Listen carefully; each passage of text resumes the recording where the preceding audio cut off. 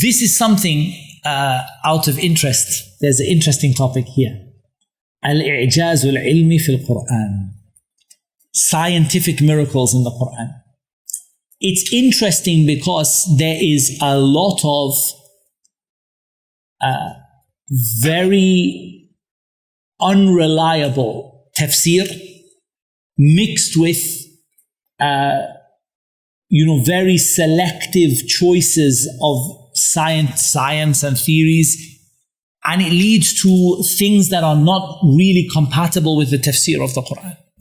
So a lot of times you'll find what people call scientific miracles are based on a tafsir that no one from the Salaf ever said.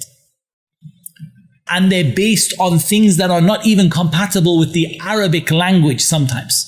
They're actually based on modern Arabic rather than classical Arabic, for example. Like وَالسَّمَاءِ وَالطَّارِقِ being the flashing stars and things like that. The reality is that there's a lot of exaggeration. But the reality is that there is i'jazun ilmiyyun fil Quran. There are scientific miracles in the Quran. What we need to do to properly appreciate scientific miracles in the Quran are 2 or 3 things.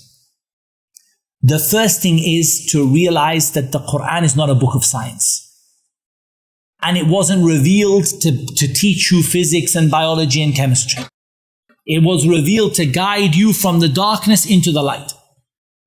However, Allah mentions out of His infinite knowledge things which are ayat min ayatillah, like the mountains as pegs. The mountains as pegs which hold the earth firm is something which is an ayah min ayatillah al-kawniyah, a sign from Allah's signs on this earth that should lead you to worship Him alone and dedicate yourself in worship to Him and believe in His creation and the resurrection. And that's why Allah mentions it to the mushrikeen who don't believe in the resurrection. It's a sign from the signs of Allah. What is also very important is that whenever we mention a scientific miracle, we make sure that it is grounded in an established tafsir. That means that, no doubt the science can be new. The science could have been discovered last week. But the tafsir, the meaning of the ayah, is something that is grounded and compatible with what the Prophet ﷺ taught and the Sahaba taught. Not something which is invented or made up to match the science. And ultimately what we have to do is make sure we are not changing the Quran to match science, but we appreciate when Allah tells us something that we can see the truth of it in the universe. وَفِي أَنفُسِكُمْ أَفَلَا تُبْصِرُونَ. In your own selves there are so many signs. This is a balanced view when it comes to scientific miracles. Otherwise you will see people making videos about scientific miracles. It's not even the correct Arabic language. And then they choose the science which is matching this tafsir that they made up. And then they try to show it. And then they try to tell people that this is the reason you should accept Islam. When in reality, what you're doing is you're making science the judge as to whether the Quran is correct or not. You've gone the wrong way around. The Quran is the judge as to whether science is correct. Science is not the judge as to whether the Quran is correct. And that's what happens. You see people giving da'wah. He said, I can prove to you that Islam is true because Allah made the mountains as pegs. That's problematic in da'wah. Because ultimately what you need to reach the person with is a tawheed, the oneness of Allah. The fact that there's no one deserving of worship but Him. Now if the person said, look at the signs of Allah, look at the fact that Allah made the mountains as pegs, look at the fact that Allah made the earth flat for you, and then appreciate the worship of your Lord, there's no problem. But when a person is taking certain things and making it the only part of their da'wah is just like a physics, biology textbook. The problem is, the minute a scientist from the kuffar, from the atheists, comes along and says, that's not correct. I've got a different theory. Then your da'wah just falls apart and the people leave.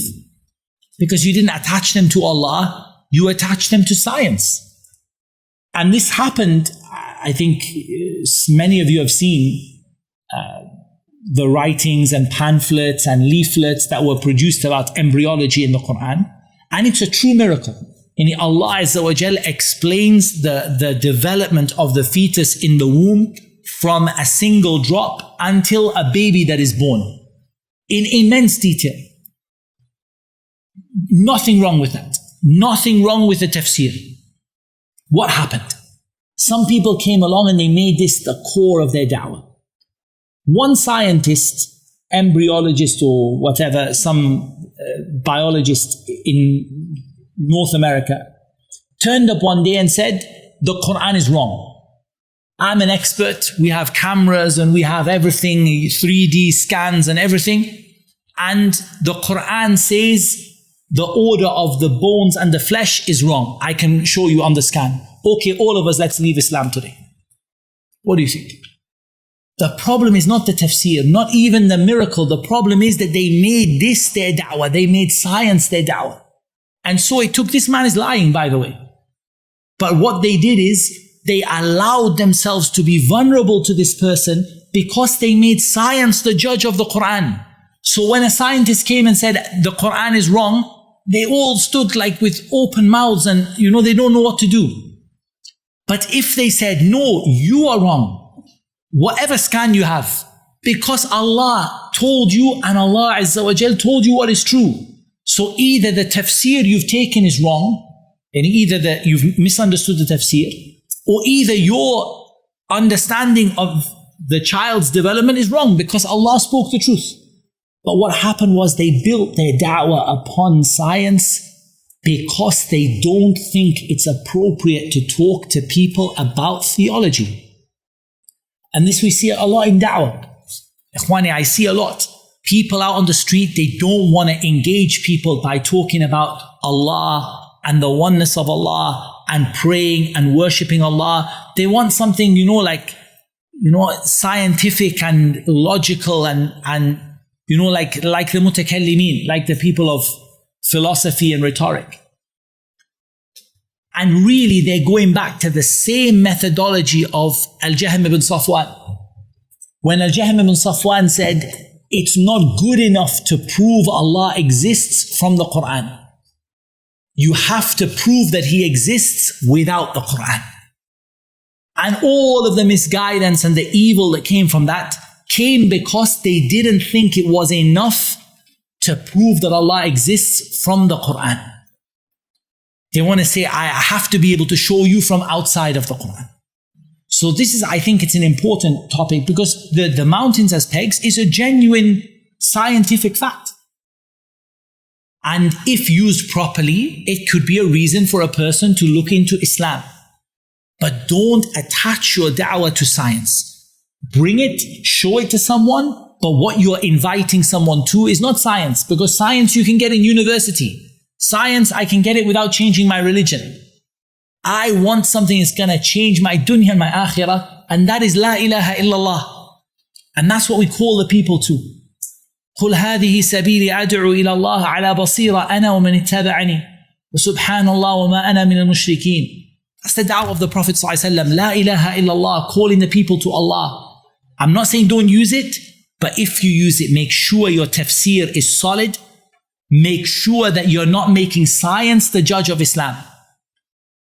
But show people, look at the miracles here, look at the beauty of the Quran, look at not only does the Quran give you in the most beautiful language and the most beautiful meanings and the most beautiful instructions and spirituality, but it also gives you facts that open your eyes to the oneness of Allah. That's the purpose of it. It's not to teach you physics. You can learn about the depth of the mountains under the earth from a physics textbook. You can go study the depth of the mountains and geology and geography and all of that. You can study all that. But it's there to show you that Allah deserves to be worshipped.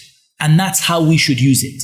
And be very careful about bringing in scientific miracles that are not based in reliable tafsir. And we're going to come to some of them in Juz' Amma and highlight the problems with them. And that's why if you see in some of the books about scientific miracles in the Quran, it's like fill your bookshelf.